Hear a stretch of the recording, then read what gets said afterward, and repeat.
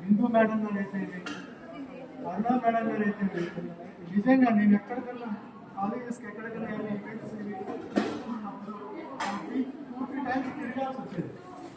వాళ్ళు ఇంప్రెస్ చేయడానికో లేకపోతే మన గురించి చెప్పడం కోసం. చెప్పాలంటే ఇంట్లో మనిషి అమ్మ ఎలా రిసీవ్ చేసుకుంటారో అరుణ మేడం అలా రిసీవ్ చేసుకొని ఎక్కడో శిల్పా గారు ఉంటే శిల్పా గారితో కనెక్ట్ అయ్యి ఇది మన ఫ్యామిలీ ఈవెంట్ లాగా ఆ జ్ఞానాన్ని మనం సో భిక్షాం దేహి అని వచ్చే వాళ్ళందరికీ ప్రసాదించాలి. ఇంత పెద్ద వాతావరణంలో ఏర్పరచడం నిజంగా చాలా గొప్ప విషయం. వాళ్ళకి నిజంగా థ్యాంక్ యూ సో మచ్. ఏం నేర్చుకుంటున్నామంటే ఈ సబ్జెక్ట్ అంతా పంచభూతాలకు సంబంధించింది అని చెప్తున్నారు. మనం ఇప్పుడు జానకి మాత సీతామాత భూమి అయోనిజి కదా, భూమి గర్భం నుంచి పుట్టారు. భూమి గర్భం నుంచి పుట్టి అమ్మవారు పాకశాస్త్రం నేర్చుకున్నారు.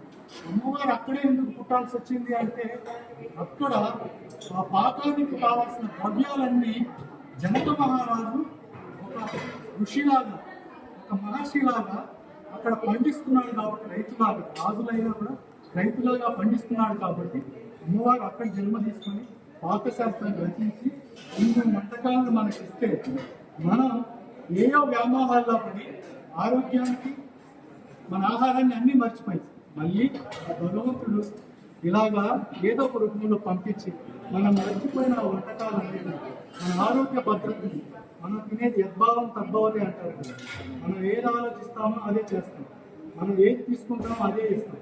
అలాగా మనం ఆహారం మంచి ఆహారం తీసుకుంటేనే మనకు మంచి ఆరోగ్యంగా ఉంటామని రాంబాబు గారు ఇలా చెప్పడం అనేది నిజంగా గొప్ప విషయం.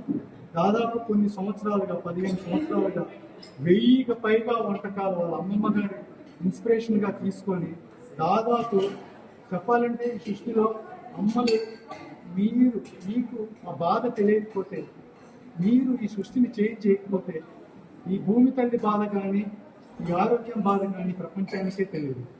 అలాగా ఒక అమ్మమ్మ గుర్తు చేసిన ఆ భాషని ఆ మాధుర్యాన్ని రాంబాబు గారు మనందరికీ పంచుతున్నారు. ఆరోగ్యం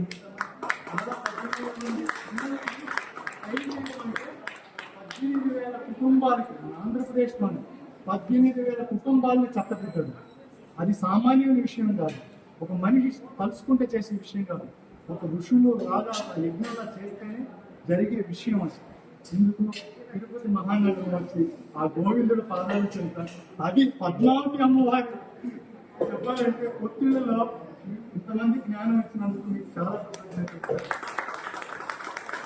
ఇంకో విషయం చెప్పదలుచు ఆహారం ఏంటంటే మనం ఆహారం యజ్ఞం లాంటిదని చెప్పారు కదా.